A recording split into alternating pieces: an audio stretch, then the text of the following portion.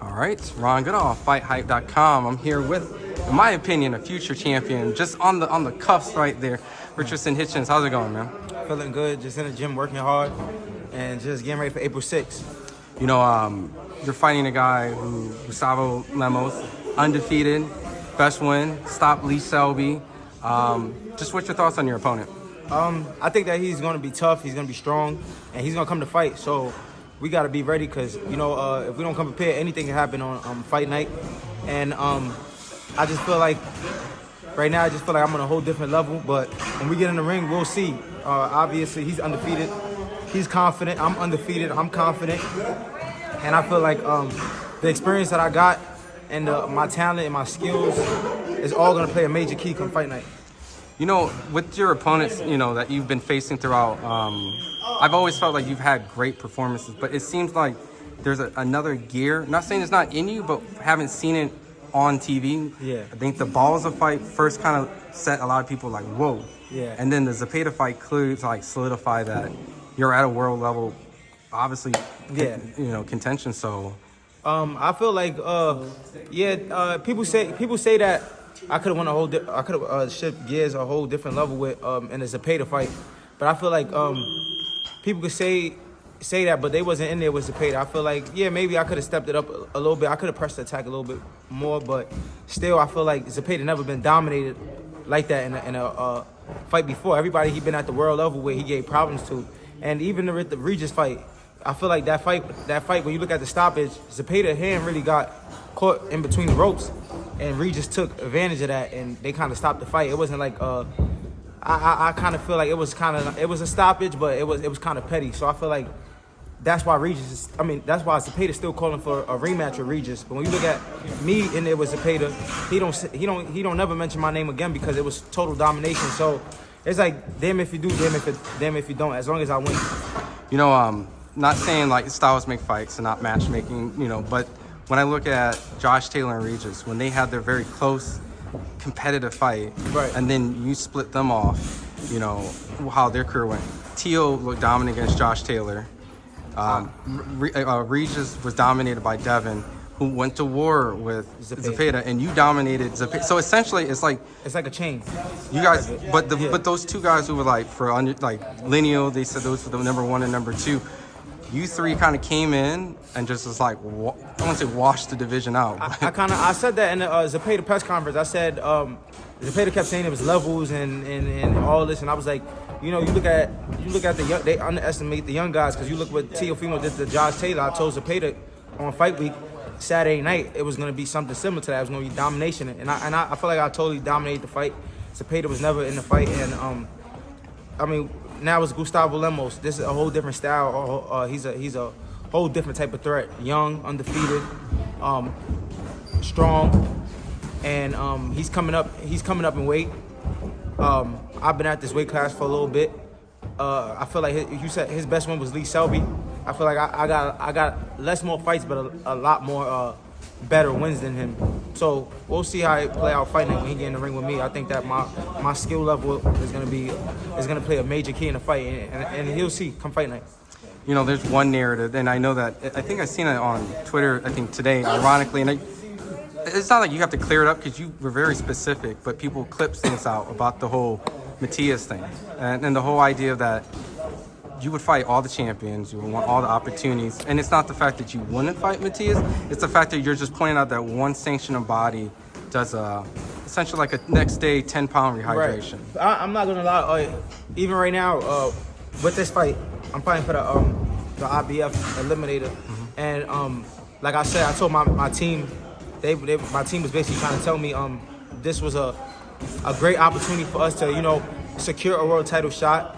And let's see how I feel. So I'm not gonna lie, the IBF 10-pound rule is still in the back of my mind because I still don't know how I'm gonna feel come fight night.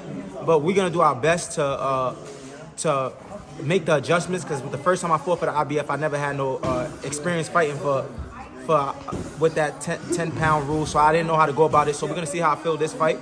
And like I said, God willing, I come out I come out victorious, I come out feeling good, and Sabir Matias, that should be our next opponent, and that's who we got our eyes set on. But we can't just say Sabir Matias next, because he still got to fight with Liam Parrow coming up, and Liam Parrow is still a hungry lion. So we'll see how that play out in June in Puerto Rico, and then after that, we'll see how my fight play out April 6th, and then hopefully we can make something happen. Does it frustrate you when you're very transparent, right? And, you know, fans can take your transparency and say, always using it as like a... excuse. You know, but which... Go ahead. But then you gotta...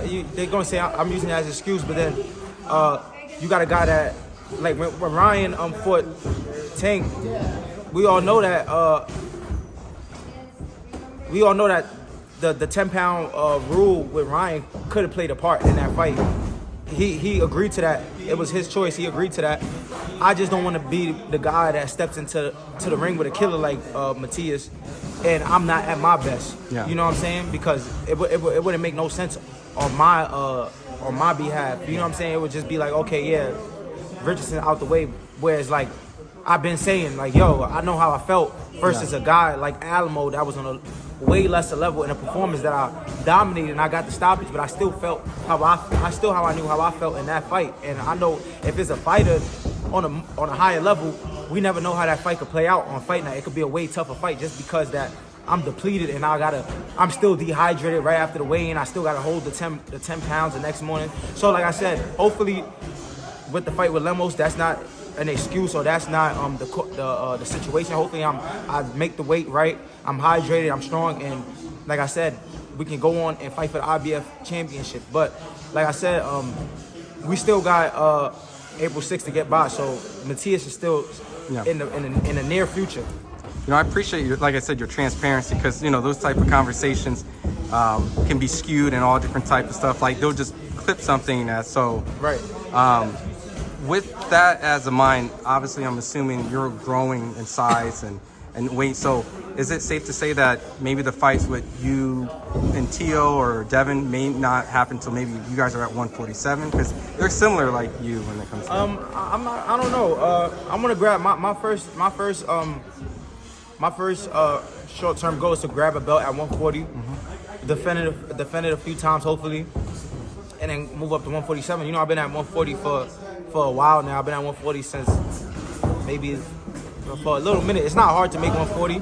It's not like super hard to make it, but you know, I do go past 10 pounds after the weigh-in. It's not like I'm not going up 25 pounds on some like, you know, weight bully shit or whatever they want to call me. But I am, you know, I am rehydrating in a comfortable weight. So, you know, because I've been at the weight for a minute. So it's not that I can't make the weight or I'm having too much of a struggle. It's just that I know the reality of me holding 10 pounds to fight night is kind of like iffy.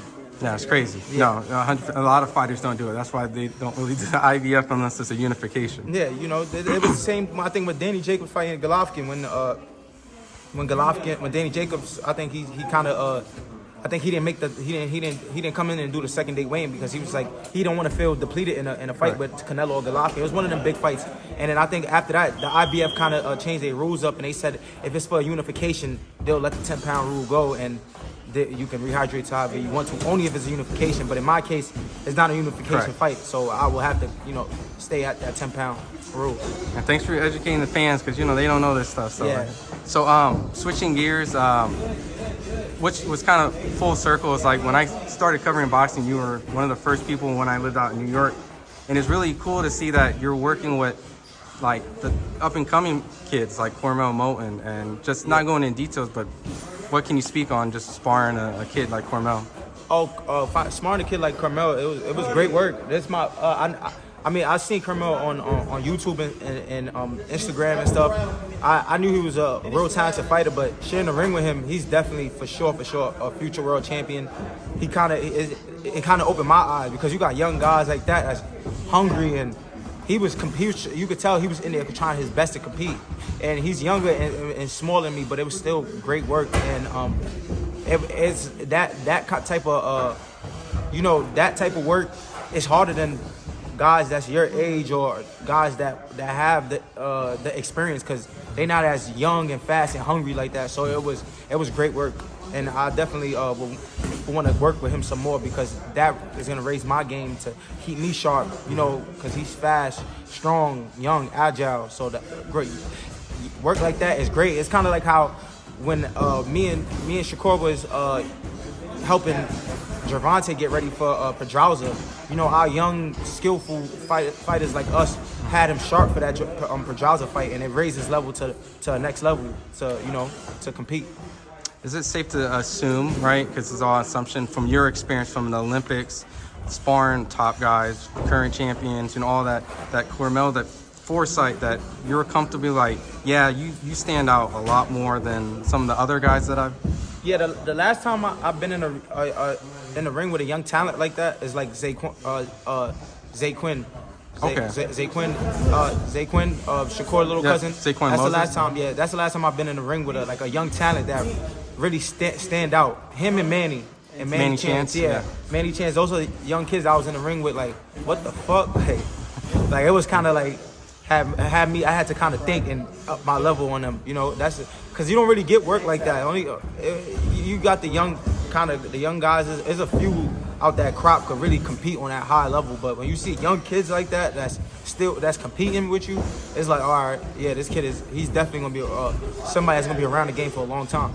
So my final question on that, because Mayweather was like, I gotta get this Richardson Hitchins guy, and obviously we can see it's materializing that you're one of those guys coming in. And so with Curmel kind of like, I'm not saying following this similar path, but does that also just kind of show that boxing is going to be in a good place once you kind of become a champion and kind of move on to your big fights, that Curmel and Zaquan and Manny, like you said, or maybe the new faces that start to take that spot? Yeah, I feel like guys like Zay Quinn and guys like Curmel, it won't be too long till they're world champions. I think they're ahead of their class already, especially, Curmel fighting, I think, 126, 130.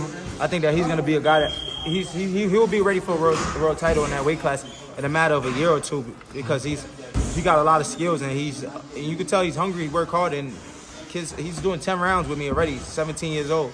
So imagine when he's 18, 19, and he's going to be on a whole different level.